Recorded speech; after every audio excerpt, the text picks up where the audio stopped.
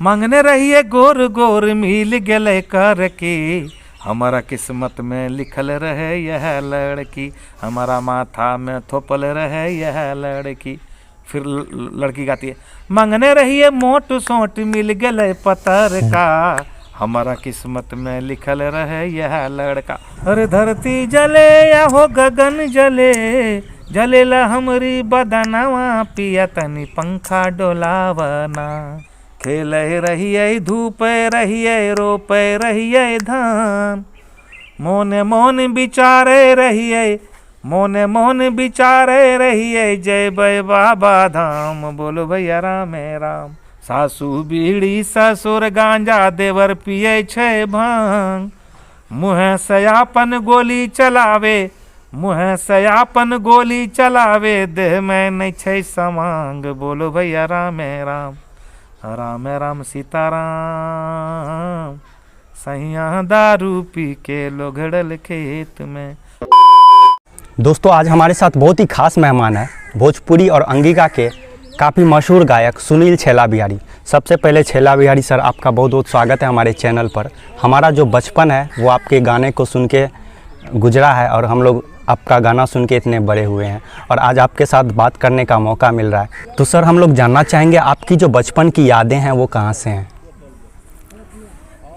देखिए रहे मैं अपने गांव में हूँ, लेकिन ये जो घर है जो पीछे दिख रहा है, या ये जो घर है, ये इसमें हम पैदा तो नहीं हुए, क्योंकि पैदा हुए तो हम लोग कोसी किनारे में घर था शुरू में। तो आप समझ लीजिए कि जिस समय मैं हिट हुआ, मेरा प्यार का बुखार 96 में आया और उसी टाइम में हिट हुआ और उसी साल मेरा घर वो कोसी नदी में कट गया। कटाव हम लोग पीड़ित लोग हैं, तो ये हमारा पूरा जो गांव है पौरा, ये सब नया बसा हुआ है। तो 97 में जब वो टी सीरीज में हम लोग गाना गाए, तो वहीं से फिर कोई पैसा वैसा मिला तो ये सब घर बनाए। फिर भी घर पुराना ही है, बहुत पुराना घर हो गया। 97 में 98 वगैरह में बनाए थे घर। और सर हम लोग जानना चाहेंगे कि आपके परिवार में कौन कौन है? परिवार में जिस टाइम मैंने गाने की शुरुआत की उस टाइम तो माता पिता थे ही। इस घर में भी माँ लगभग 6 साल पहले गुजरी हैं और पिताजी अभी 2 साल पहले गुजरे। तो माँ पिताजी अभी नहीं रहे।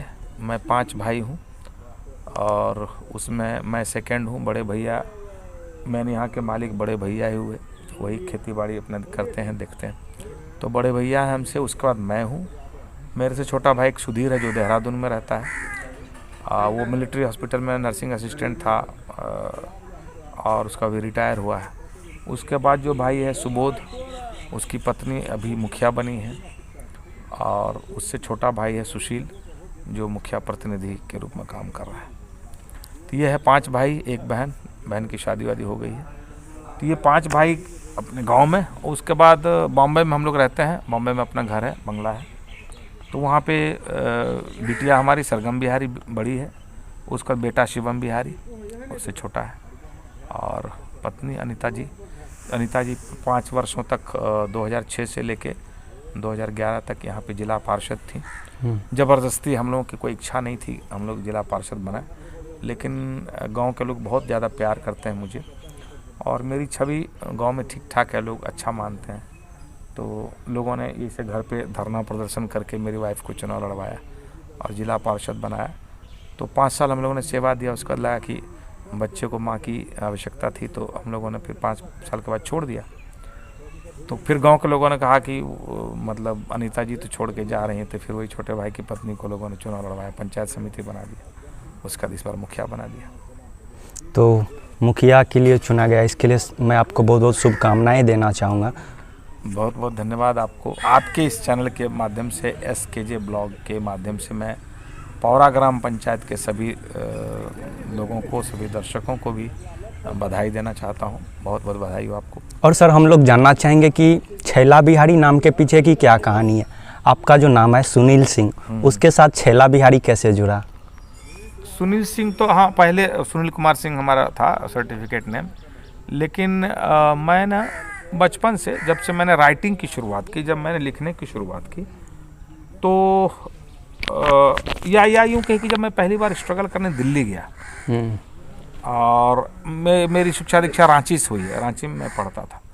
तो मेरा लुक देख के ना हमको लोग समझ नहीं पाता था कि मैं बिहारी हूँ। और दिल्ली गए तो दिल्ली वाले भाषा में बात करने लग गए। तो कई बार लोग मुझे पूछते थे कि आप कहाँ के रहने वाले हैं? तो मैंने बिहारी हूँ मैं।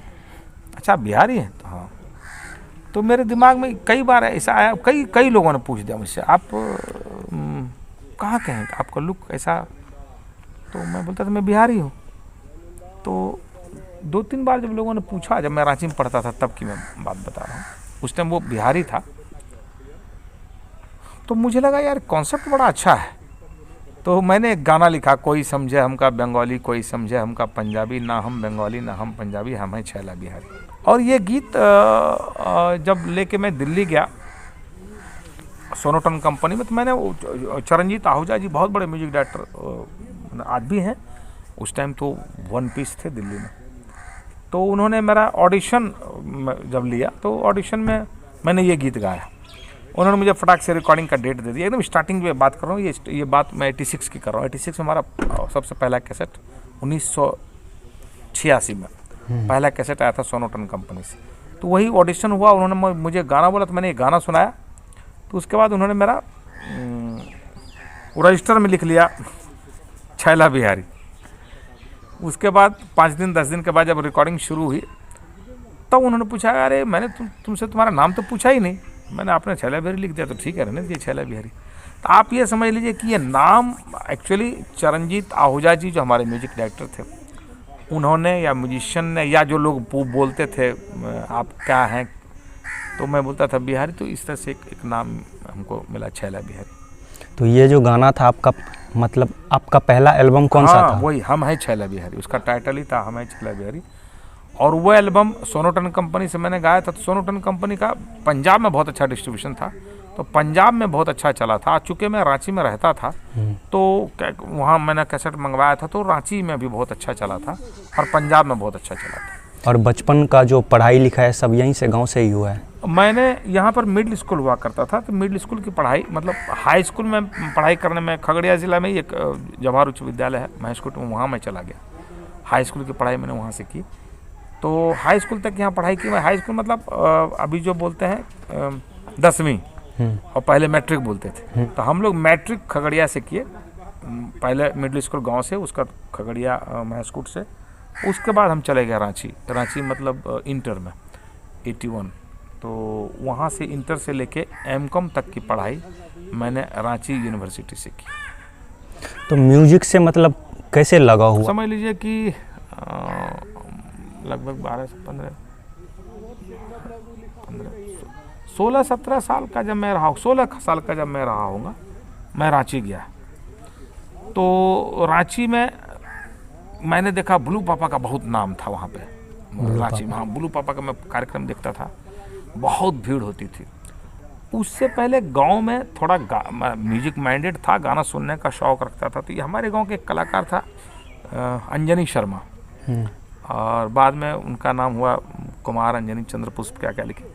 तो वो हम लोग साथ में जब रहते थे तो वो हम लोग उनको कोई बोलता था गाना गाने, क्योंकि वो ना म्यूजिकल फैमिली से था, उनके पिताजी वगैरह सब गाते थे। गांव गुजारी जो नहीं होता ढोलक हारमोनियम रखना, तो उनको कोई बोलता था गाना गाने।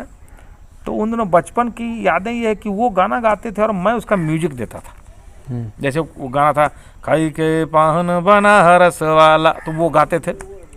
तो हम म्यूजिक देते थे, चक चक धुम चक चक धुम चक चक धुम चक चक चक चक चक, अरे राम दुआई, वो बोलते थे टा टा टा टा टा टा टा टा टा टा टा। इस तरह से मैं म्यूजिक देता था। तो मैं जब हम लोग जब दोनों परफॉर्म करते थे तो उस आदमी का गाना, उस आदमी के गाने से ज़्यादा मेरा म्यूजिक हिट हो जाता था, क्योंकि मैंने कभी भी खड़ा होके या ऐसे करके नहीं गाया। जैसे गांव में लोग ऊपर देखेगा तो मेरा आई कांटेक्ट बड़ा रहता था और मैं डांस करने लगता था। जैसे रिदम बजेगा तो मैं डांस करने लगूंगा। तो वहाँ क्या हुआ कि 1-2 जगह उन्होंने मुझे बुलाया, मेरा म्यूजिक देगा। सुनील कुमार सिंह थे उस समय।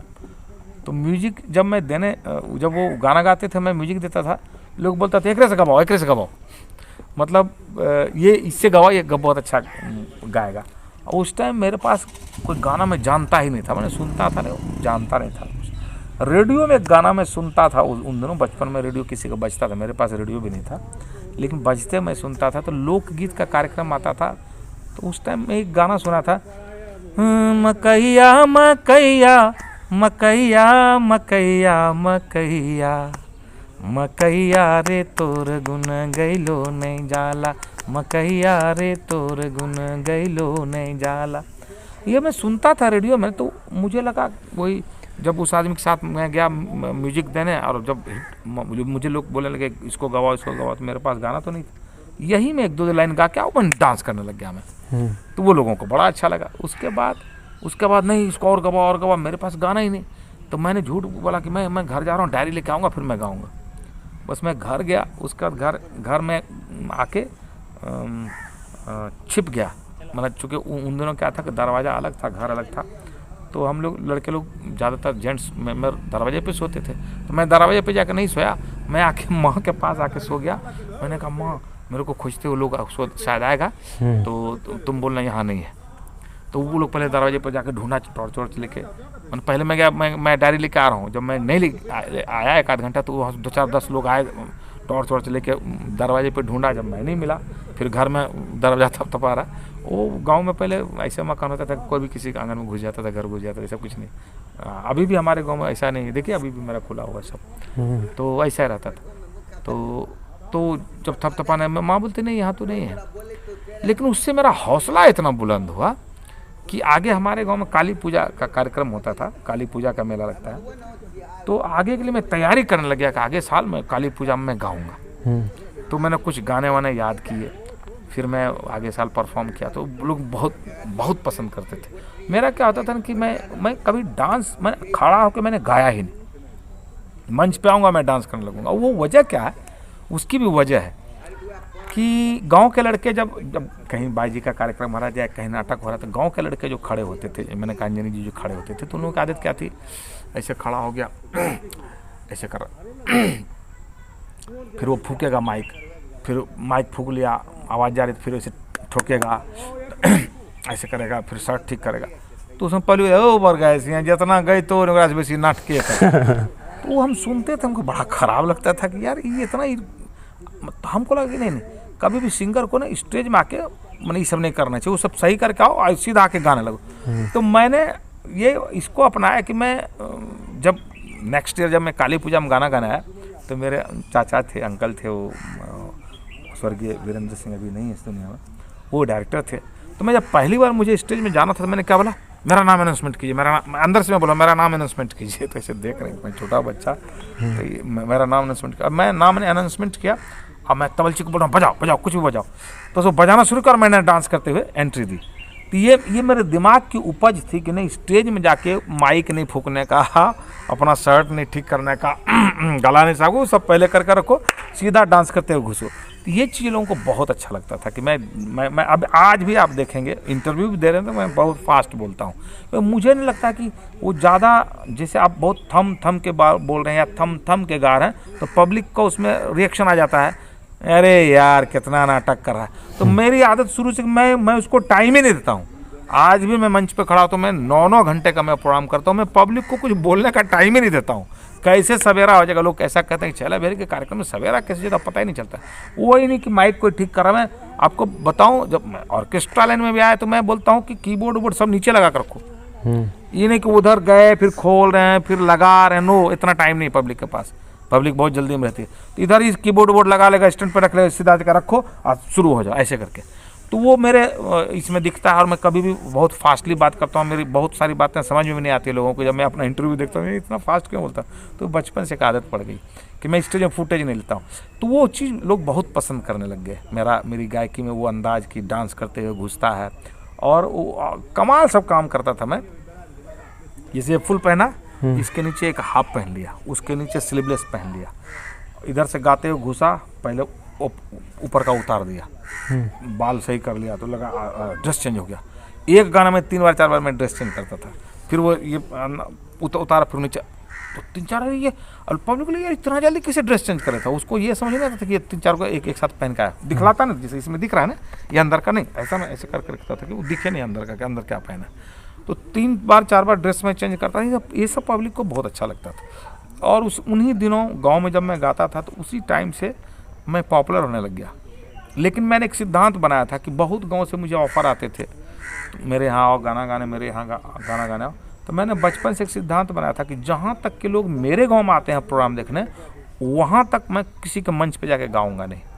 किसी के मंच पे मैं गाऊंगा तो फिर वो लोग तो अपने ही मंच पे बुला लेंगे, फिर हमारे गांव में क्यों आएंगे। तो हमारे गांव का मेला इसलिए बहुत पॉपुलर हो गया, लोग मुझे देखने दूर दूर से आते थे। जब मैं रिकॉर्डिंग में नहीं था तब की मैं बात बता रहा हूँ कि मेरा प्रोग्राम देखने लोग मेरे गाँव में उलट जाते थे, एकदम उलट जाते, मैं बहुत ज़्यादा भीड़ में आते थे देखने। 1986 में हमारा पहली बार कैसेट आया सोनोटन कंपनी से, जिसको आप हिट कह सकते हैं, सुपर डुपर हिट तो नहीं कहेंगे, हिट कह सकते हैं।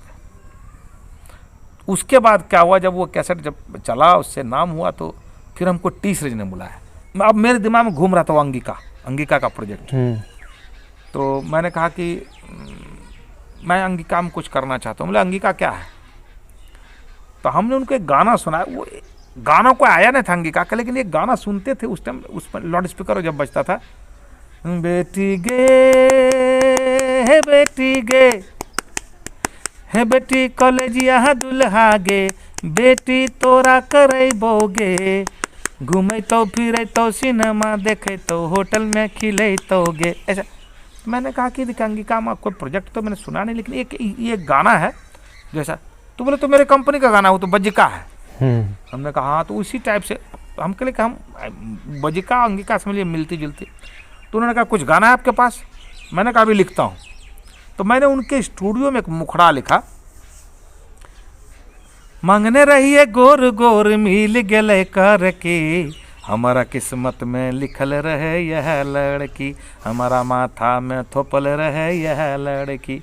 फिर लड़की गाती है, मांगने रहिए मोट सोट मिल गले पतर का, हमारा किस्मत में लिखल रहे यह लड़का। वो समझ लीजिए कि नीलम स्टूडियो में मैंने बैठ के लिखा मुखड़ा। मैंने मुखड़ा उनको सुना, बोलता हूँ बड़ा अच्छा है, चलेगा ये, बनाइए बनाइए। उसका वो कंपनी चढ़ गई। उसके बाद मैं गाना लिखने लग गया और लिखा। तो जब वो एल्बम रेडी हुआ, वही उसी का नाम था प्यार के बुखार। और उसका जो पहला गाना था सासू बीड़ी ससुर गांजा, सासू बीड़ी ससुर गांजा देवर पिए छे भांग, मुँह सयापन गोली चलावे, मुँह सयापन गोली चलावे, देह में नहीं छे समांग, बोलो भैया राम राम राम राम सीताराम, सैया दारू पी के लोघड़ल खेत में।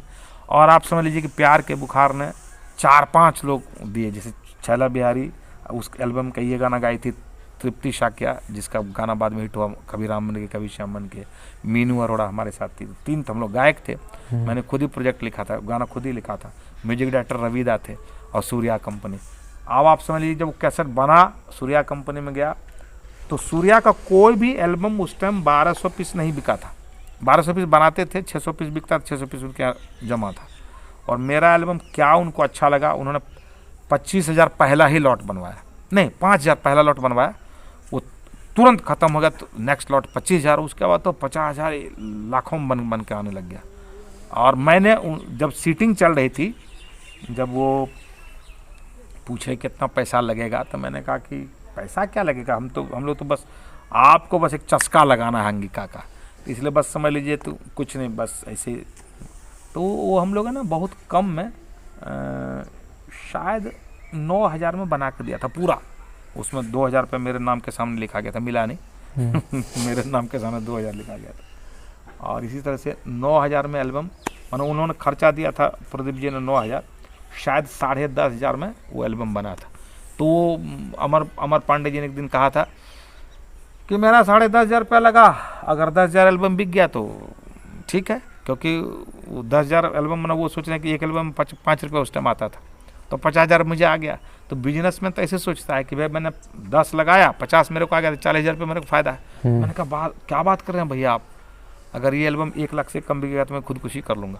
हाँ ऐसे कसम मत खाओ। मैंने कहा, उन्होंने 1 घंटा मुझे समझाया। फिर मैंने कहा कि भैया मैं फिर से बोल रहा हूँ आपको कि अगर 1 लाख नहीं बिकेगा तो मैं रियली खुदकुशी कर लूँगा, क्योंकि मैंने उससे बहुत मेहनत किया था। बाद में आदरणीय अमर पांडे जी ने कहा कि मैंने 24 लाख पीस बेचा वो कैसेट, सिर्फ सूर्या ने बेचा 24 लाख पीस। टी सीरीज ने भी इसका कॉपी किया था, 7 लाख पीस उन्होंने बेचा। और दिल्ली में कई कंपनियों ने इसका ये किया था, तो मैंने कुल मिला के वो 50 लाख कैसेट बिका होगा, प्यार के बुखार। तो ये रही हमारी शुरुआत की कहानी। और उसके बाद प्यार के बुखार के बाद तो मैंने जो भी गाया, समझ लीजिए कि डोलिया कहार गाने में पहली बार मुंबई गया और पहली बार मैं झंडा गाड़ दिया। डोलिया कहार का जो गाना सब हिट हुआ, उसी एक एल्बम ने हमें बम्बई में बंगला खरीदवा दिया। तीसरे दिन ने मुझे 10 लाख का चेक दिया उपहार स्वरूप और मैंने बंगला खरीदा। तो उसका चल रहा है। तो मैंने ऐसे ही गाने दिए हैं जो सदाबहार हैं, वो डेड होने वाला नहीं है। लोकगीत की मैं बहुत प्रधानता देता हूँ, लोकगीत को मैं बहुत पसंद करता हूँ गाना। आज भी मैं चाहता हूँ कि लोकगीत ही गाऊँ। तो रियल फोक सिंगर लोग बोलते हैं, तो रियल फोक सिंगर आदरणीय शारदा जी हैं और मैं हूँ और कुछ सिंगर हैं। कि मैंने लोकगीत बहुत गाए हैं, महिलाओं के गाने, जैसे सासू बीड़ी ससुर गाना लोकगीत है। बचपन से हम लोग सुनते थे, खेल रहिए धूप रहिए रोपे रहिए धान, मोने मोन बिचारे रहिए, मोने मोन बिचारे रहिए, जय बै बाबा धाम, बोलो भैया राम राम, राम राम सीताराम, बाबा हो बिराजे झारखंड में। ये हम लोग बचपन में सुनते थे, जब यहाँ के लोग कांवरिया सब जाते थे भादव में, तो ये गाना बजता था। SKJ ब्लॉग को बहुत बहुत धन्यवाद। आप भी इतनी दूर से आए, सुपौल से चलकर आए हमारे गांव में, तो चलिए बहुत बहुत धन्यवाद आपको।